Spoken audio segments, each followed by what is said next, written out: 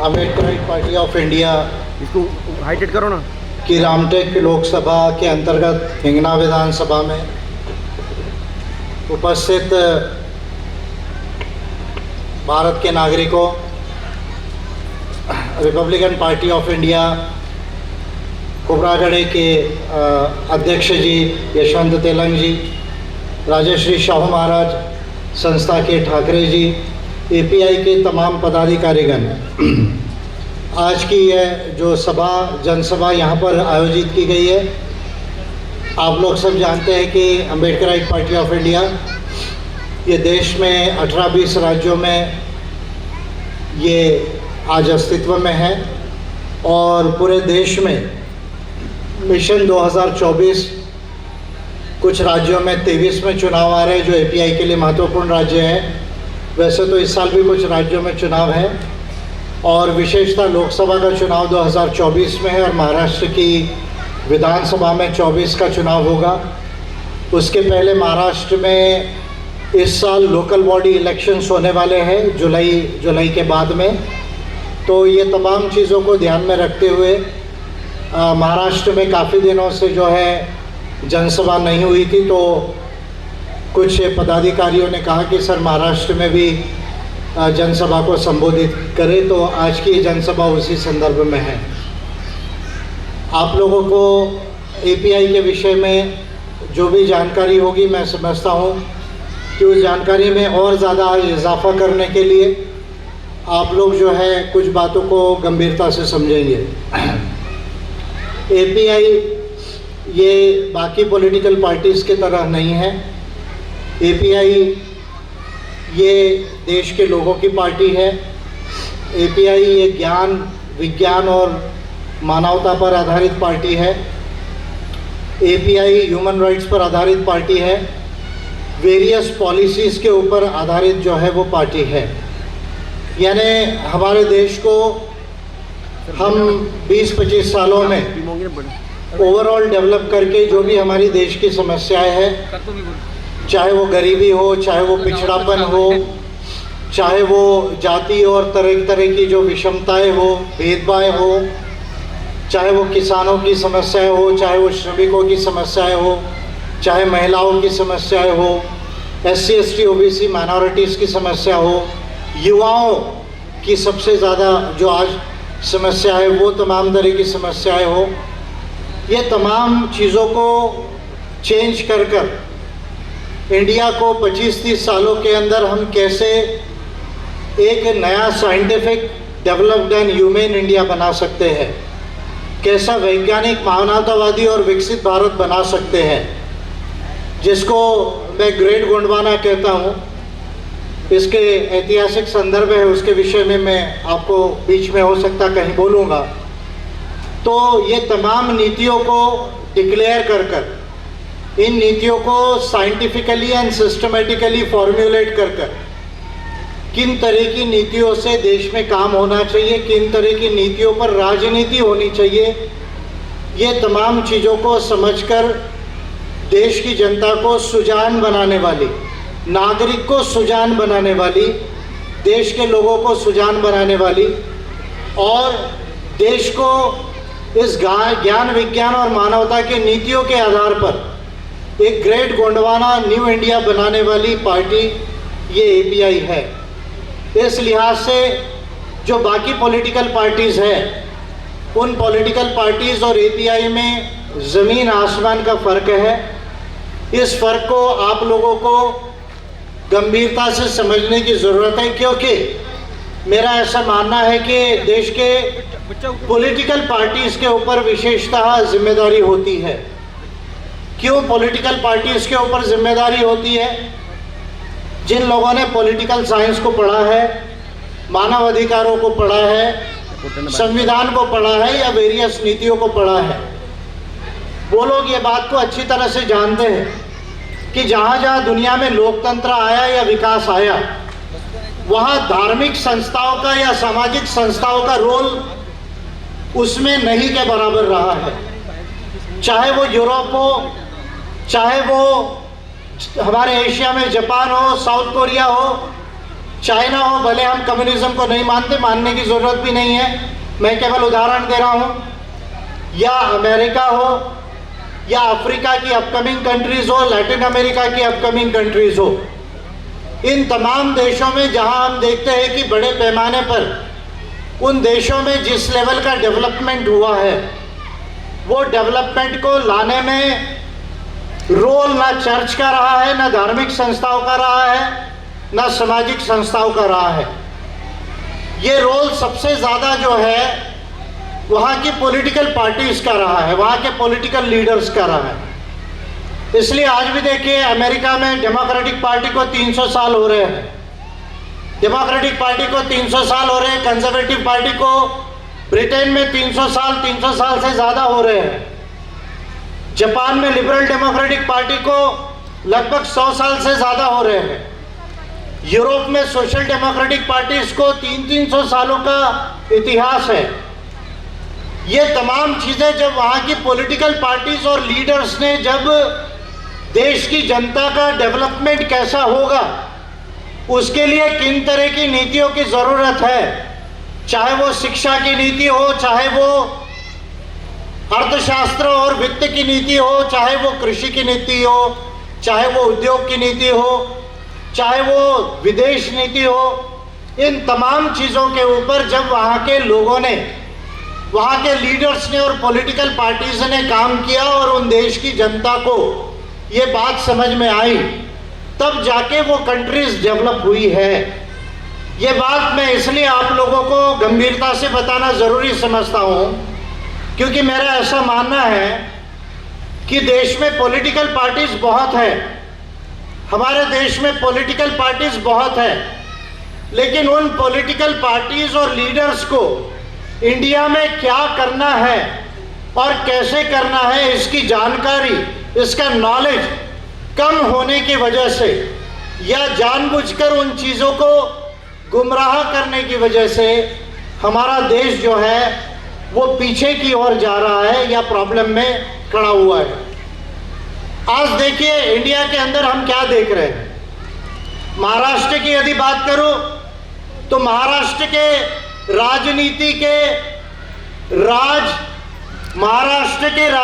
के राज political contract killer, शायद आप मेरा इशारा समझ गए होंगे, जिनके झंडे का कलर चेंज हो गया। बंबई में पहले 3 कलर वाली इंजन होती थी, अभी जो है वो 1 कलर वाली इंजन हो गई।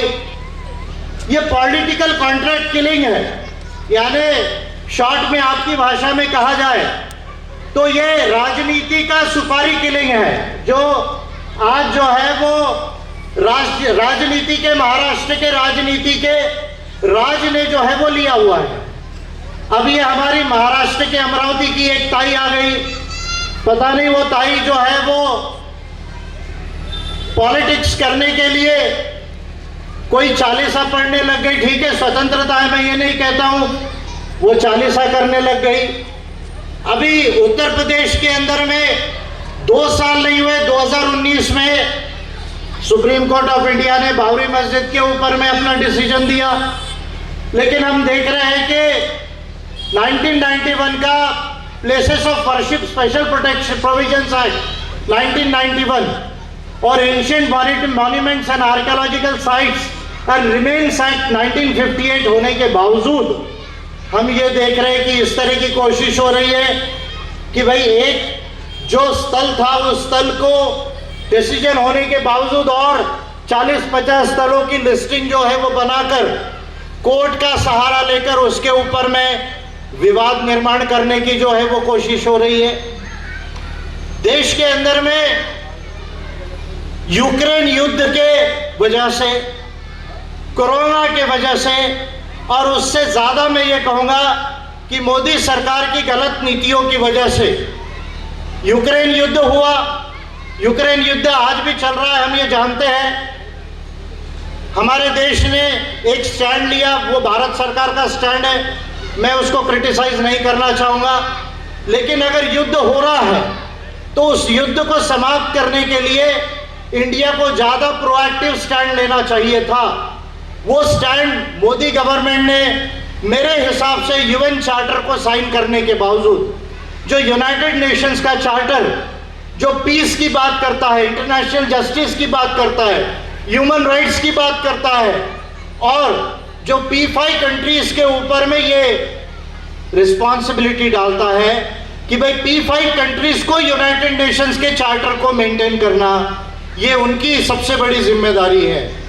उन P5 कंट्रीज में का एक मेजर कंट्री रशिया, जिसके ऊपर ये जिम्मेदारी थी कि वो यूनाइटेड नेशंस के चार्टर को मेंटेन करे और उसके हिसाब से दुनिया में समाधान लाए।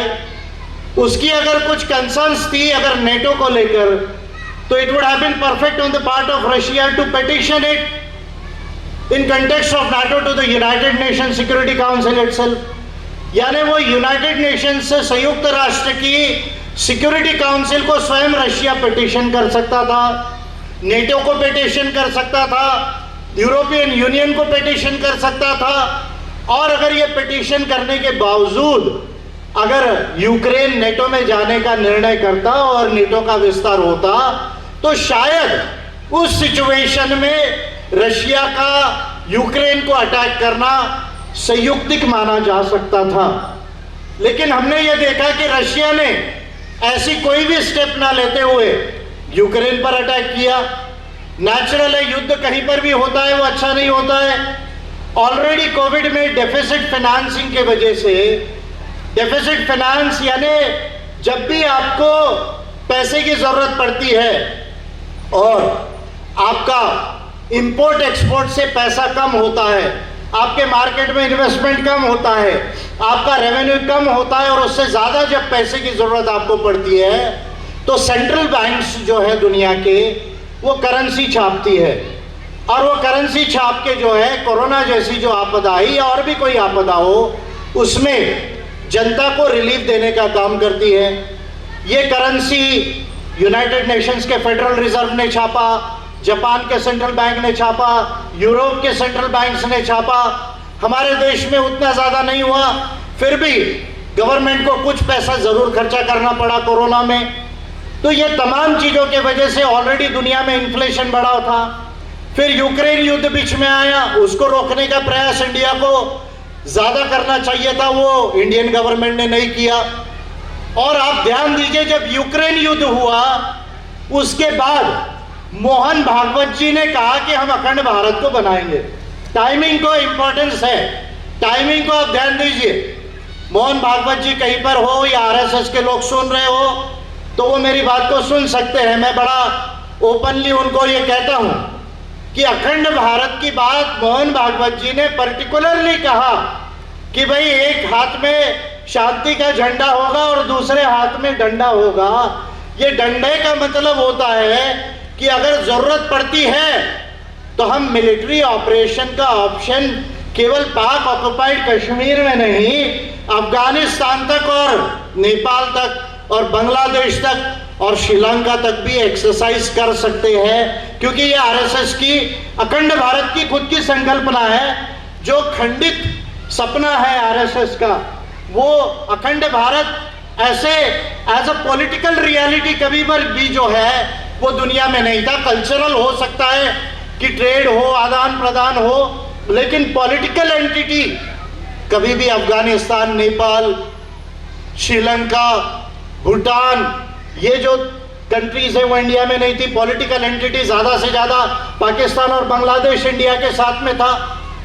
तो ये जो हम देख रहे हैं कि पॉलिटिकल टाइमिंग जो है मोहन भागवत जी का है, वो युद्ध को बढ़ाने की बात करता है। यानी वो चांस देख रहा है कि यदि रशिया यूक्रेन में जीत जाता है तो फिर हम इंडिया में इस तरह का मिलिट्री ऑप्शन एक्सरसाइज कर सकते हैं, क्योंकि यूनाइटेड नेशंस के अंदर तो कुछ होना नहीं है। तो यूनाइटेड नेशंस के इंटरनेशनल ऑर्डर को तोड़ने की कोशिश रशिया कर रहा है। उसको इनडायरेक्ट तौर पर जो है, फिर मैं क्रिटिसिज्म नहीं करूंगा, लेकिन मेरा ऐसा मानना है कि मोदी गवर्नमेंट को जो ज़्यादा प्रोएक्टिव स्टैंड लेना था वो मोदी गवर्नमेंट ने नहीं लिया। इसके वजह से हम ये देख रहे हैं कि होलसेल प्राइस इंडेक्स 15.08% हो गया है। रिटेल प्राइस इंडेक्स जो है, जिसको कंज्यूमर प्राइस भी कहा जाता है, वो लगभग जो है वो 7.8% हो गया है। यानी जो एनुअल इन्फ्लेशन ट्रेजेक्टरी है इंडिया की, वो 7% पर एनम के तरफ में जा रही है। और जब भी इन्फ्लेशन यानी महंगाई 2% से कम नहीं चाहिए, 6% से ज्यादा नहीं चाहिए। 2% से कम रहने से आपकी कंट्री की ग्रोथ अफेक्ट होती है, 6% से ज्यादा होने से ग्रोथ अफेक्ट होती है, और साथ में लोगों का जीना दुश्वार हो जाता है, बिजनेसेस डाउन हो जाते हैं, गवर्नमेंट का टैक्सेशन कम हो जाता है। इस बात को समझने की जरूरत है। तो अभी हमारा जो इन्फ्लेशन है वो 7% प्लस के ट्रेजेक्ट्री में चल रहा है। मोदी सरकार को इन चीजों की तरफ ध्यान देने की जरूरत है। 6 लाख एमएसएमईज इंडिया में बंद हो गई। कोविड पीरियड के दौरान 6 लाख एमएसएमईज इंडिया में बंद हो गई। हमारा अनएम्प्लॉयमेंट रेट जो है, अर्बन और रूरल अगर कंबाइंड हम पकड़ते हैं तो 6% से ज्यादा अनएम्प्लॉयमेंट रेशियो है। यानी 100 लोग जो रोजगार करने लायक है वो 6 लोग बेरोजगार बैठे हुए हैं। ऐसे समय में इंडिया की इकोनॉमिक कंडीशन को अच्छा करने की बजाय, ऐसे समय में इंडिया के अंदर कॉन्स्टिट्यूशनल डेमोक्रेसी को, संवैधानिक लोकतंत्र को ठीक करने की बजाय हम देख रहे हैं कि मोदी गवर्नमेंट जो है वो मुंह बंद करके बैठी हुई है। रोज किसी मंदिर मस्जिद का झगड़ा चल रहा है, रोज कोई चालीसा का विवाद चल रहा है, लेकिन इंडिया के अंदर ये डिबेट नहीं चल रहा है कि भाई हमको साइंस का डेवलपमेंट कैसा करना है, हमारी अर्थव्यवस्था को चीन और अमेरिका के बराबर कैसे लाना है, हमारे यहाँ बेरोजगारी को कैसे समाप्त करना है, हमारे देश में भूमिहीन लोग हैं उनको भूमि देके कैसे जो है वो काम करना है, हर परिवार को हमें घर कैसे देना है, हर परिवार में एम्प्लॉयमेंट कैसे देना है, हर परिवार पर्टिकुलरली जो गरीब है उसको मिडिल इनकम में कैसे लाना है। ये जो पॉलिसीज के ऊपर बात होनी चाहिए, ये जो डिस्कोर्स होनी चाहिए पॉलिटिक्स में, ये डिस्कोर्स को बीजेपी के तरफ से, और माफ कीजिए मीडिया ये चौथा स्तंभ है, लेकिन मैं सारे मीडिया को नहीं कहूंगा, लेकिन 90% इंडिया का मीडिया जो है वो ये पॉलिटिकल डिस्कोर्स जो होना चाहिए वो डिस्कोर्स को इंडिया के अंदर नहीं दिखा रहा है। इससे देश का नागरिक सुजान नहीं हो रहा है, देश के नागरिक को अज्ञानता की तरफ ले जाया जा रहा है, उसको भ्रमित किया जा रहा है, विद्वेष पैदा किया जा रहा है। और इस पॉलिटिक्स को चेंज करने के लिए एपीआई जैसी पार्टी अपना पॉलिटिक्स करती है, जिसको हम धर्म, समुदाय और संप्रदाय की राजनीति नहीं कहते हैं, हम उसको ज्ञान, विज्ञान और मानवता की राजनीति कहते हैं, नीतियों की राजनीति कहते हैं।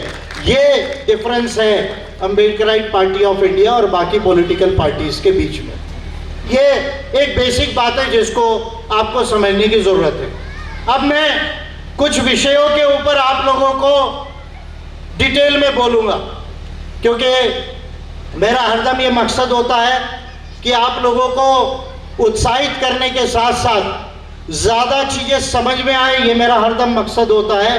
क्योंकि मेरा ये मानना है कि the quality of democracy depends upon the quality of its citizens, the quality of democracy depends upon the quality of citizenship. यानी जिस देश के नागरिक सुजान होते हैं उस देश का लोकतंत्र सुजान होता है। जिस देश के नागरिक धर्म, जाति और संप्रदाय में उलझे हुए होते हैं वहां लोकतंत्र केवल किताब में रहता है, लेकिन राष्ट्रीय जीवन में लोकतंत्र नहीं रहता है। इसलिए मेरा हरदम ये कहना होता है कि भाई देश की जनता को ज़्यादा से ज़्यादा बातें समझे, जो भी 1 घंटे के अंदर, 1.5 घंटे में समझाई जा सकती है वो समझने की ज़रूरत है। तो मैं कांग्रेस के ऊपर कुछ कहना चाहूँगा। कांग्रेस ने उदयपुर में चिंतन शिविर किया, चिंता बढ़ी थी, चिंतन शिविर करना आवश्यक था, उनकी आंतरिक प्रक्रिया है, मैं उस पर कुछ नहीं कहूँगा। कांग्रेस ने कुछ बातें अच्छी कही, मैं उसका स्वागत करता हूँ, लेकिन फिर भी मैं कांग्रेस से ये कहूँगा, अभी उनकी अध्यक्षा सोनिया गांधी है और जो भी लीडर्स हैं उन लोगों को कहूँगा कि आज भी आप आधी अधूरी बात कर रहे हैं।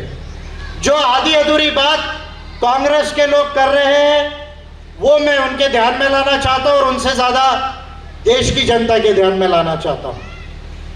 इस पूरे उदयपुर के चिंतन शिविर में एक बड़ा महत्वपूर्ण इशू रेज हुआ। क्या इंपॉर्टेंट इशू रेज हुआ? कांग्रेस ने यह कहा कि हम जीत के आने के बाद, आप महत्वपूर्ण बात है, इस पर ध्यान दीजिए, कि हम जीत के आने के बाद ईवीएम से चुनाव बंद करेंगे और बैलेट से शुरू करेंगे।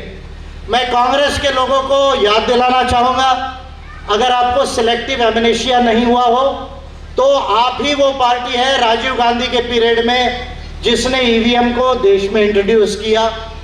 उसके बाद पीवी नरसिम्हा राव की जो गवर्नमेंट थी उसने उसको आगे बढ़ाया।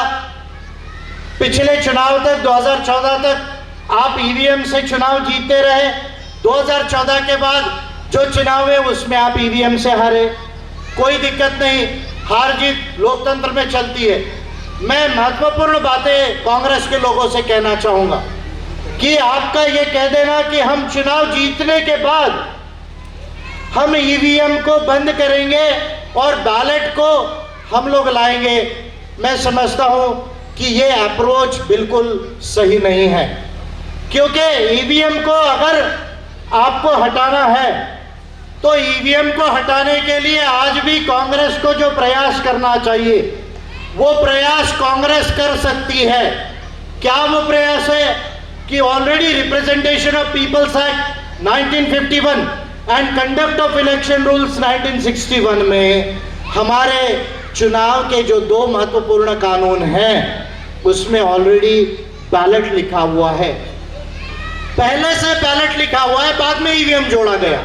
यदि आपको ईवीएम हटाना है तो आज भी मेरा यह मानना है कि संसद में 2 दिन और राष्ट्रपति की सिग्नेचर 1 दिन, 3 दिनों में ईवीएम देश से हट सकती है। आज भी मेरा यह कहना है कि देश से 3 दिनों में ईवीएम हट सकती है। और मैं 3 दिन इसलिए कह रहा हूं क्योंकि 370 3 दिन में हटा। और भी कानून है, सीएए का कानून था, वो भी 3 दिनों में देश के अंदर लाया। मैं इसलिए 3 दिन कह रहा हूं कि 1 दिन लोकसभा, 1 दिन राज्यसभा, 1 दिन राष्ट्रपति, ये हो सकता है। और अगर फेयर वे में डिबेट करना है तो मैं 3 दिन कभी सजेस्ट नहीं करूंगा, लेकिन 3 महीना, 6 महीना, 2 सेशन में पूरे चीजों को स्टडी कर डिबेट और डिस्कशन करके ईवीएम हट सकती है। क्या करने की जरूरत है? एक simple amendment to the representation of people's act 1951 and conduct of election rules 1961 का अमेंडमेंट, सिंपल अमेंडमेंट को मूव करने की जरूरत है। बैलेट ऑलरेडी है, ईवीएम को हटाने की जरूरत है। मैं समझता हूं कि कांग्रेस में कपिल सिब्बल जैसे, मनु सिंघवी जैसे कई सुप्रीम कोर्ट के विद्वान एडवोकेट है, वो उस बिल को बना सकते हैं। और अगर कांग्रेस के एडवोकेट्स के अगर मान लीजिए बिल बनाने में कहीं उनको कमी महसूस हो रही होगी तो विजय मानकर ये रिस्पॉन्सिबिलिटी लेता है, 15 दिन में मैं ये बिल आपको बना कर देता हूं, आप इसको पार्लियामेंट में टेबल कर लीजिए और 3 दिन नहीं तो 6 महीनों के अंदर 2 सेशन हाउस के जो है उसके अंदर में ईवीएम को हटा लीजिए। मैं राहुल गांधी जी को ओपनली आह्वान इस स्टेज से कर रहा हूं, पटोले जी जो महाराष्ट्र के अध्यक्ष हैं उनको मैं आह्वान कर रहा हूं कि मेरा संदेश सोनिया गांधी जी को दीजिए, राहुल गांधी जी को दीजिए। अगर बिल आपको ये सेशन में लाना है तो मॉनसून सेशन आगे आने वाला है। अगर मनु सिंघवी और कपिल सिब्बल को ये बिल ड्राफ्ट करने में दिक्कत है तो विजय मानकर ये बिल बना कर दे सकता है, क्योंकि ऑलरेडी मैंने 16 बिल संसद को बना कर दिए हैं, इसलिए मेरे लिए बाएं हाथ का खेल है, तो ये काम मैं कर सकता हूं, ये आज मैं क्लियर कर रहा हूं। लेकिन कांग्रेस के लोगों को फिर मैं कहना चाहूंगा कि चुनावी व्यवस्था पर आप आज भी आधी अधूरी बात कर रहे हो। कौन सी और बातें जिसको आपको देश में करने की जरूरत है? ये हमारे देश की जो चुनावी व्यवस्था है ये सबसे बड़ा नॉन रिप्रेजेंटेटिव इलेक्टोरल सिस्टम है। इस बात के ऊपर आप ध्यान देंगे। देश की चुनावी व्यवस्था, हमारे देश की चुनावी व्यवस्था में 100% नागरिकों के प्रतिनिधि चुनकर नहीं जाते, केवल 35 से 40% के प्रतिनिधि चुनकर जाते हैं। मेजॉरिटी वोटर्स चुनकर नहीं जाते। और ये प्रॉब्लम हमारे संविधान में है। मैं कुछ बातें स्पष्टता से कहना चाह रहा हूं, उसकी आज हिस्ट्री और डिटेल में मैं नहीं जाऊंगा, लेकिन दुनिया के 102 से ज्यादा देशों में प्रोपोर्शनल रिप्रेजेंटेशन सिस्टम या प्रोपोर्शनल रिप्रेजेंटेशन सिस्टम के साथ जो हमारे यहाँ की व्यवस्था है, जिसको फर्स्ट पास दी मेजॉरिटी सिस्टम बोला जाता है, वो मिक्स्ड इलेक्टोरल सिस्टम यानी पीआर और एफपीटीपी का मिक्स सिस्टम या पीआर सिस्टम, ये दुनिया के 102 से ज्यादा कंट्रीज में है। क्या फर्क होता है आपको बड़े सिंपल ढंग से समझाऊंगा। तेलंग जी ने कहा हम पहले जीता करते थे, आजकल नहीं जीत रहे। बात सही है, आप पहले जीता करते थे, अभी नहीं जीत रहे, लेकिन आप पहले भी चुनाव हारे हैं, ये ईवीएम के पहले भी। उसके कारण मैं आप लोगों को समझा रहा हूं, और ये देश के लोकतंत्र का इश्यू है। आज गंभीरता से सुनिए, अगर आपको 5 लाख वोट मिलता है रामटेक लोकसभा में, यदि आप 5 लाख वोट लेते एपीआई के लोग, और कांग्रेस हो या शिवसेना हो या बीजेपी हो या राष्ट्रवादी हो या कोई और पार्टी हो, उसको 5 लाख 1 वोट मिल जाता है, केवल 1 वोट आपसे ज्यादा मिलता है, तो वो पार्लियामेंट जाएगा और आप लोगों को घर बैठना है। यानी आपके 5 लाख वोट्स का वैल्यू 0 हो जाता है। पहली बात, जिसको 5 लाख 1 वोट मिला उसको 51% वोट नहीं मिला, उसको कितना प्रतिशत वोट मिला है? 40% वोट मिला है। यानी जिसको 60% वोट नहीं मिले वो लोकसभा जा रहा है या विधानसभा जा रहा है, जिसको 60% वोट जो मिल रहे हैं उसका विधानसभा और लोकसभा में कहीं पर भी रिप्रेजेंटेटिव नहीं है। This is called the majoritarian electoral system which has been categorically rejected by all the major democracies of the world, and whatsoever democracies have adopted this, including Britain or Trinidad Tobago or Jamaica or Bangladesh or USA or Australia, they have transformed this electoral system to make it more representative. कैसे कैसे इसको representative बनाया, अब मैं आपको बताता हूं। America का चुनाव हुआ, 7 लाख पर 1 सांसद है। हमारे देश में 25 लाख पर 1 सांसद है, 4 लाख पर 1 विधायक है। हमारे सांसद को बॉर्डर नहीं मालूम, 350 किलोमीटर से ऊपर लोकसभा की बॉर्डर है, 40 किलोमीटर से ऊपर विधानसभा की बॉर्डर है। हमने कहा, हम भी स्लोगन लगाते थे पहले। क्या स्लोगन लगाते थे? कि चपरासी का भी वोट एक और राष्ट्रपति का भी वोट एक, ये हमारा स्लोगन था। हम भी स्लोगन लगाते थे, अंबानी का भी वोट एक, अडानी का भी वोट एक और आदिवासी का भी वोट एक। बात सही है, सबको एक वोट दिया है, लेकिन मैं आपको एक सवाल पूछता हूं, यदि चुनाव में अंबानी खड़ा हो और आदिवासी खड़ा हो तो कौन जीतेगा? ये आप मुझे बता। मैं रियलिटी पूछ रहा हूं आपको।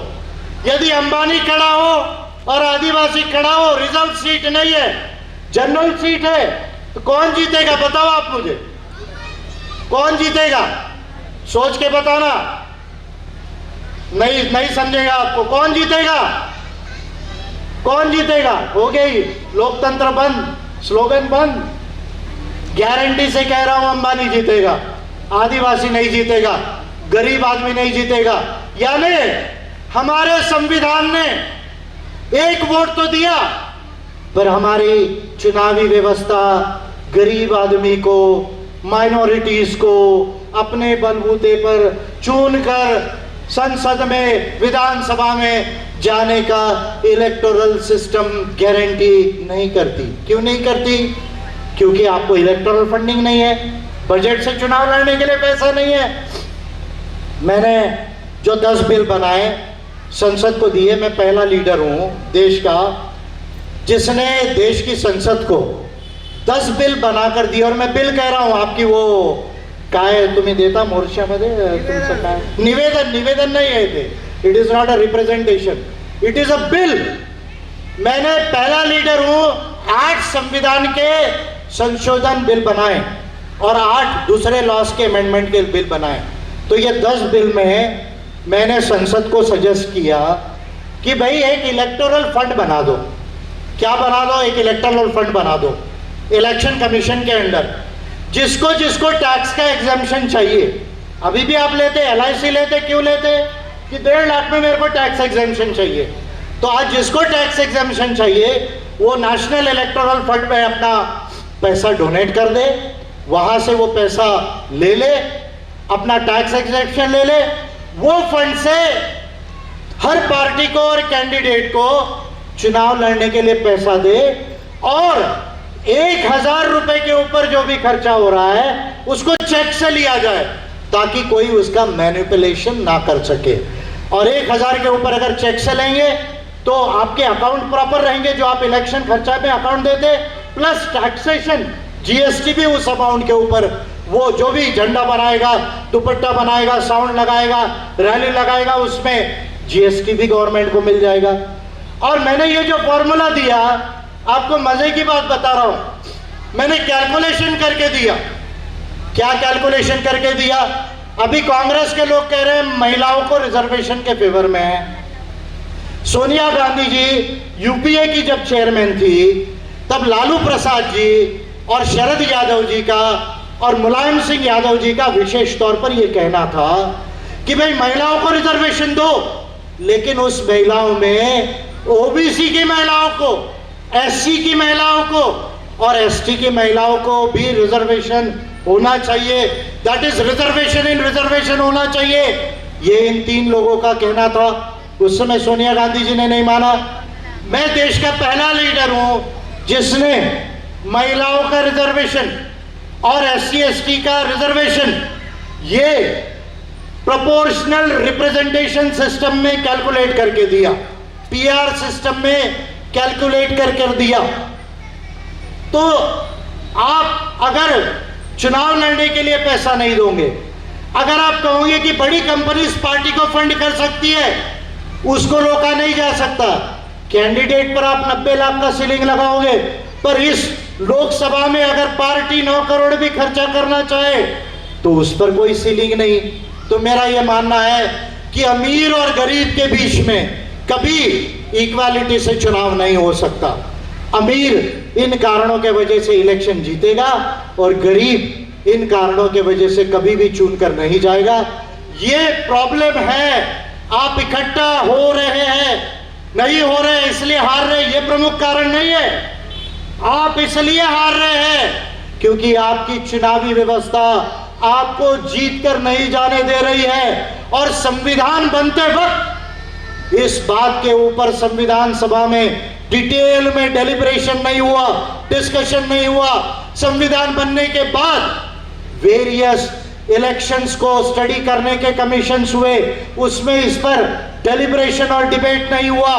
केवल कम्युनिस्ट पार्टी ने इसके ऊपर बात की। लेकिन जब कम्युनिस्ट पार्टी UPA गवर्नमेंट में 67 MPs जब उसके थे, सपोर्ट जब वो कर रही थी, तब सीताराम येचुरी और D राजा ने इसके ऊपर में कोई भी डिटेल में जो है संसद में स्टेप नहीं उठाया। ये महत्वपूर्ण बात है। अब मैंने क्या फॉर्मूला दिया है, मेरे फॉर्मूले को अच्छे से ध्यान में रखिए। मैंने फॉर्मूला दिया है कि अगर मान लीजिए API है या ये RPI है, मान लीजिए अगर ये इंडिया में 0.15% वोट ले लेती है, 0.15% वोट अगर ले लेती है, यानी मोटे तौर पर 10 लाख वोट यदि पूरे देश से ले लेती है, तो 888 जो सांसद अभी 2029 में होने वाले हैं, आपको ये बात मालूम है या नहीं? नहीं मालूम। 2029 या बहुत लेट किया तो 2034 में 800 सांसद देश में होंगे। और ये 888 सांसद नरेंद्र मोदी के वजह से नहीं हो रहे हैं, ये 888 सांसद विजय मानकर के वजह से हो रहे हैं। ये बात मैं आपको ओपनली कह रहा हूं। आपको इस बात पे थोड़ा डाउट हो सकता है कि भाई मानकर साहब के वजह से कह रहे हो, कैसे हो रहे हैं? तो मानकर साहब तो अभी संसद में भी नहीं है, तो मैं संसद बाद में जाऊंगा। मेरी नीतियां, मेरे बिल संसद में पहले गए। मैं संसद बाद में जाऊंगा, मेरी नीतियां, मेरे बिल संसद में पहले गए हैं। और आप चिंता मत कीजिए, आपकी समझदारी रही और आपका प्यार रहा तो 2024 में मैं आपको पार्लियामेंट में दिखूंगा, मैं आपको पार्लियामेंट में दिखूंगा। उसके लिए आपकी समझदारी चाहिए और आपका प्यार चाहिए। आशीर्वाद नको मला तुमची समझदारी पाहिजे, मला तुमचा स्नेह पाहिजे, आशीर्वाद नको। पाय पडायला सांगू नका, लोकशाही पाय पडल्याने सुजान होत नसते। विचाराने मत द्या, जर विचाराने मत द्याल, माझ्या नीतीला समजूल तर मी संसदमध्ये राहणार।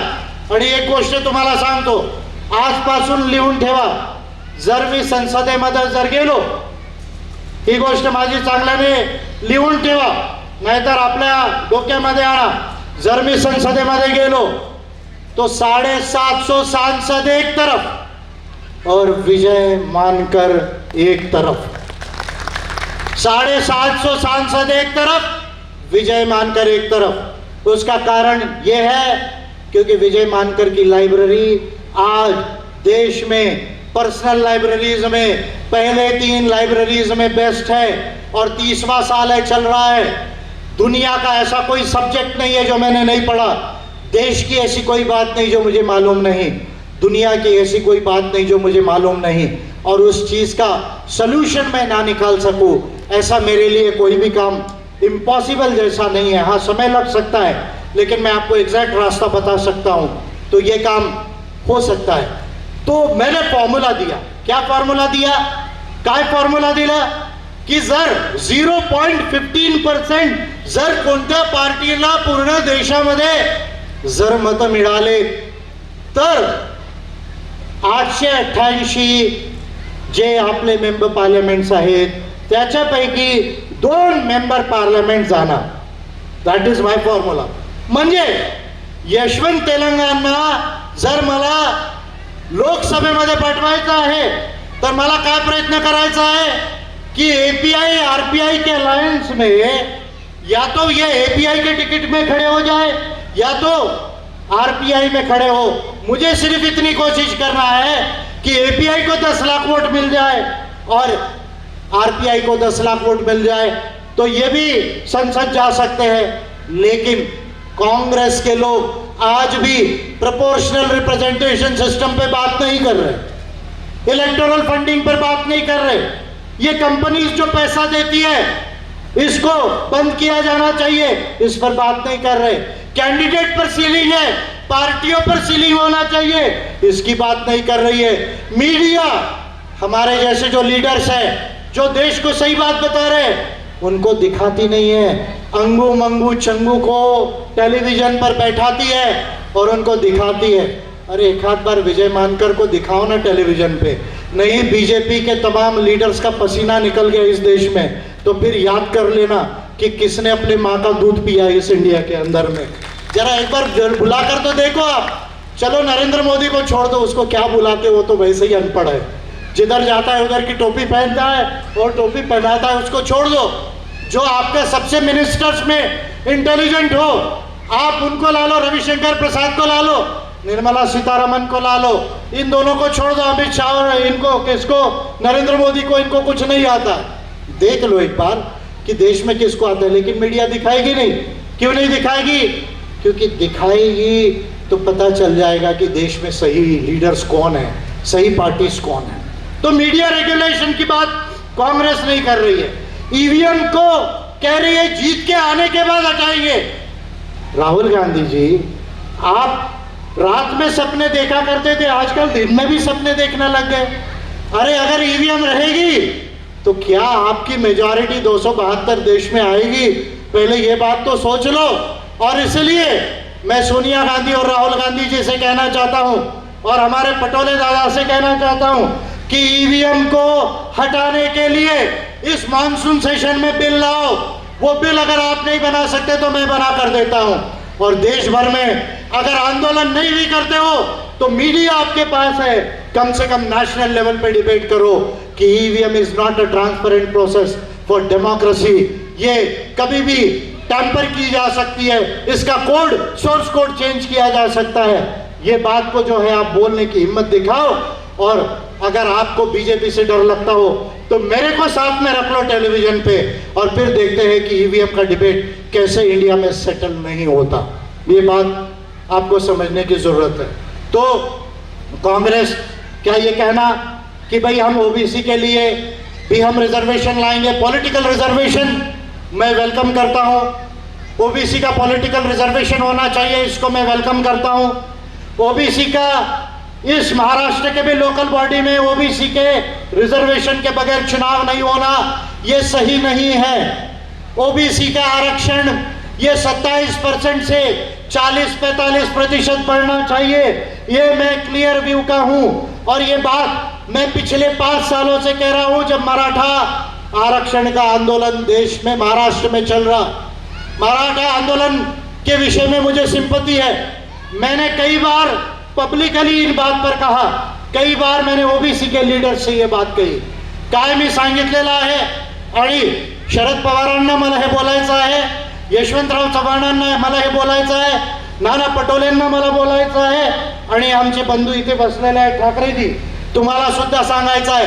माझी एक गोष्ट लक्षात घ्या, मराठा आरक्षण केस मध्ये Supreme Court of India has categorically ruled, what decision it has given, कि भारत के संविधान में 50% से ज्यादा आरक्षण का प्रोविजन नहीं है। ये बात सुप्रीम कोर्ट ऑफ इंडिया ने मराठा आरक्षण केस में 7वीं बार फिर से कहा, जो इंदिरा स्वामी वर्सेस यूनियन ऑफ इंडिया के केस में 1992 में कहा। और सुप्रीम कोर्ट ऑफ इंडिया ने ये बात 16(4) के आधार पे कही, 15(4) के आधार पे कही, उसके बाद 16(5), 16(6) के आधार पे कही, और 340 के आधार पे कही, और साथ में एक बात महत्वपूर्ण कही। क्या कही? कि ये हमारा कहना नहीं है, संविधान में इसका प्रोविजन नहीं है, और संविधान बनाने वालों की महत्वपूर्ण बात है, आप ध्यान दीजिए, ये बात आपको कोई नहीं बताएगा, लेकिन विजय मानकर बताएगा। संविधान बनाने वालों की ये सोच थी कि आरक्षण माइनॉरिटी सीटों के लिए होना चाहिए। मराठा आरक्षण का केस उठा के आप पढ़ लो, आपको मिल जाएगा, ऑन रिकॉर्ड है। What does it means that without amending the constitution of India it is not possible to expand the reservation beyond 50% in India। यानी देश के संविधान को सकारात्मक तौर पर अमेंड किए बगैर आप आरक्षण को 50% से ज्यादा नहीं बढ़ा सकते। और ये बात मैं केवल बोल नहीं रहा हूं, ये बात मैंने संसद को जो मैंने 2 बिल दिए उसमें ऑलरेडी ये 10 बिल के अलावा 2 बिल और दिखा रहा हूं। इसकी कॉपी आप चाहो तो ये एपीआई के ऑफिस बेरर से उनसे ले सकते हो। मैंने ऑलरेडी संविधान में आरक्षण को एक्सपांड करने के बिल बनाए, और इस बिल में आरक्षण को 50% से ज्यादा बढ़ाया जा सकता है, इसका प्रोविजन किया। ओबीसी को प्रमोशन में रिजर्वेशन दिया जा सकता है, इसका प्रोविजन किया। लैटरल एंट्री में रिजर्वेशन लाया जा सकता है, इसका प्रोविजन किया। और माइनॉरिटीज और महिलाओं को जुडिशरी में रिप्रेजेंटेशन दिया जा सकता है, इसका भी प्रोविजन किया। और अफर्मेटिव एक्शन प्राइवेट सेक्टर में लाया जा सकता है, इसका भी प्रोविजन किया। मैं केवल बोल नहीं रहा हूं, जो काम मैंने ऑलरेडी पहले किया वो मैं कह रहा हूं। 2019 में अभी कांग्रेस कह रही है कि ओबीसी की जनगणना होनी चाहिए, हम इसके फेवर में है। आज अगर पटोले दादा रहते तो मेरी बहुत इच्छा थी कि पटोले जी से वार्तालाप हो जाता था। अरे भाई क्यों मजाक कर रहे हो, जब 2011 में आपकी सरकार थी तब भी ओबीसी की जनगणना होना चाहिए, ये डिमांड थी। कांग्रेस की सरकार उस समय थी, 91 में थी, 81 में थी, 71 में थी, लेकिन ओबीसी की जनगणना आपने नहीं कराई। जब आपकी सरकार थी तब आपने जनगणना नहीं कराई।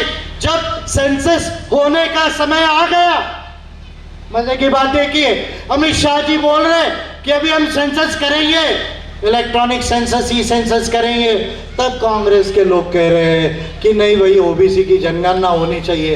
अरे विजय मानकर का 2019 का पिटीशन है, संसद को किया हुआ, भारत सरकार को किया हुआ। मैं देश का पहला लीडर हूं जिसने ऑन रिकॉर्ड भारत सरकार को प्रूव किया कि आपको रिजर्वेशन देना, जनसंख्या गिनना, और केवल आदमियों को नहीं गिनना, उनकी एजुकेशनल, इकोनॉमिकल, कल्चरल, पॉलिटिकल, उनकी टेक्नोलॉजिकल स्टेटस को देखना क्यों जरूरी है, और ये ह्यूमन राइट्स में क्यों बाइंडिंग है आपको। ये पिटीशन करने वाला मैं पहला लीडर हूँ इंडिया के अंदर में ओबीसी की जनगणना होना चाहिए करके। तो ये कांग्रेस के लोग आज जो बात कर रहे हैं, मैं समझता हूँ कि अच्छी बात है, लेकिन पूरी बात नहीं है। उसको मैं जो है वो कहता हूँ कि उनको अभी भी ज़्यादा प्रोएक्टिव स्टैंड लेना चाहिए, और अगर अच्छे कामों के लिए अगर आपको हमारा सहकार्य चाहिए तो कॉन्स्टिट्यूशन और ह्यूमन राइट्स और लॉज और पॉलिसीज को लेकर तो एपीआई ऑन रिकॉर्ड आपका सहयोग कर सकती। इलेक्शन का अलायंस की बात मैं नहीं कह रहा हूँ, ये पहली बात है।